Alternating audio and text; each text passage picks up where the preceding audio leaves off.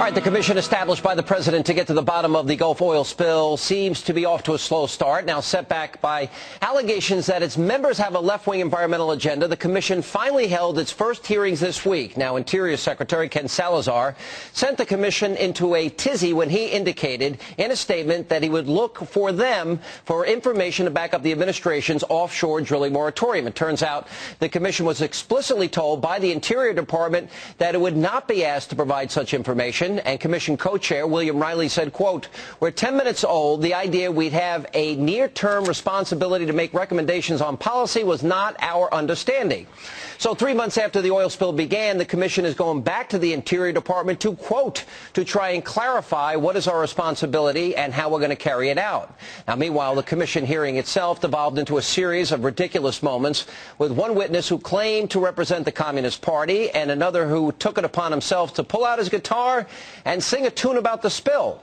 So is the commission anything more than a comedy of errors? And if so, what are its members up to? And joining me now with reaction is the author of the #1 New York Times bestseller, The Culture of Corruption. Michelle Malkin is back.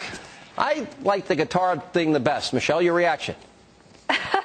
Well, yeah, they're turning this oil spill disaster into eco-Woodstock now. I thought you were going to play some of the video of it, which I think every taxpayer should see where their money is going. I don't think there was any doubt from the very beginnings of this commission that it was going to be a dog and pony show. And so why should these members be shocked that Interior Secretary Ken Salazar is coming to them and telling them to bark and neigh like the dog and pony farm that he thought that they would be? I mean, that's what they wanted out of this all along. And I have to say, the last time we visited this subject of this moratorium, we pointed out the junk science that undergirded Ken Salazar's power grab in this. And now, of course, he's been rejected by the judge in New Orleans as well as the Fifth Circuit Court of Appeals. And they're still pressing ahead with this so-called modified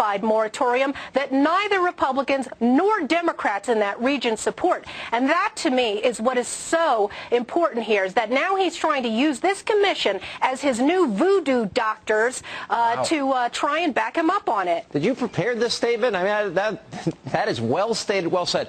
All right, but the fact that they are now going back and specifically looking for something from the commission that they initially told them they weren't going to do tells me that, you know, like with everything else involving this oil spill, as we're now going to hit the 100-day mark, that this is all about an environmental agenda. So isn't that what we got to be concerned about?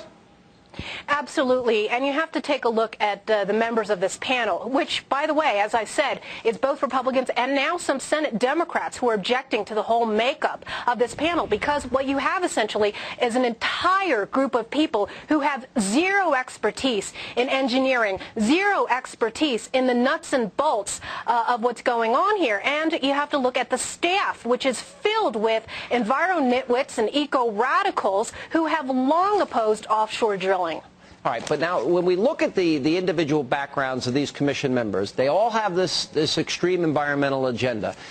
My only problem here is, how does this help us clean up the beaches? How does this help us, you know, we don't know if BP is going to be successful with this new cap. We hope that they're successful. The oil's still coming ashore. Wildlife is being destroyed. The fishing industry, the tourism industry. Seems to me like, you know, their focus, their agenda ought to be the cleanup. It ought to be stopping the oil spill. Why aren't we focused on that? Well, because this is environmental kabuki theater, as we all knew it was from the very start. I mean, you look at the makeup, again, of this panel. You have somebody there who was a big official in the NRDC, the Natural Resources Defense Council. For decades, this far-left radical group has opposed corporations, industry, has ginned up environmental hysteria over so many issues, and is opposed squarely to any offshore drilling. There are other members of this panel who have written books and who have crusaded publicly for years against drilling offshore. So now the big question is, we're 111 days out of an election. What impact will their lack of response have on the election, in your view? Well, I think we're seeing it already, and that is it's not just something that redounds to the benefit of conservatives or Republicans. This is not a partisan issue, and that's why you have even someone like Mary Landrieu, the Democrat senator, who is out there complaining about the effects on jobs and the economy in that area of this ill-considered and illegal moratorium. Yeah, well, I think it's going to be devastating. I think it sort of adds to this narrative that maybe Barack Obama ran a great campaign, maybe he reads a good teleprompter, but when it actually comes to governing and solutions, they're not so effective, which is why you don't see Democrats coming up with a strategy for the campaign where they're going to run on their record. They're not going to run on their record on job creation. They can't. They're not going to run on their record on efficiency. Look at the oil spill. They're not going to run on a foreign policy record because they haven't accomplished anything. So I think this... Yes, that's right. And much to the horror of Democrats in the House, they're finally realizing that Obama is for Obama only. And that's why you see this dysfunction and this complete chaos on Capitol Hill now and the infighting that is now marking the left and the Democrat Party. Yeah, which is why I think Republicans should avoid it, like in the case of Michael Steele. But, Michelle, always good to see you. Thank you for being with us. Thanks, Sean. All right, we have plenty more Hannity.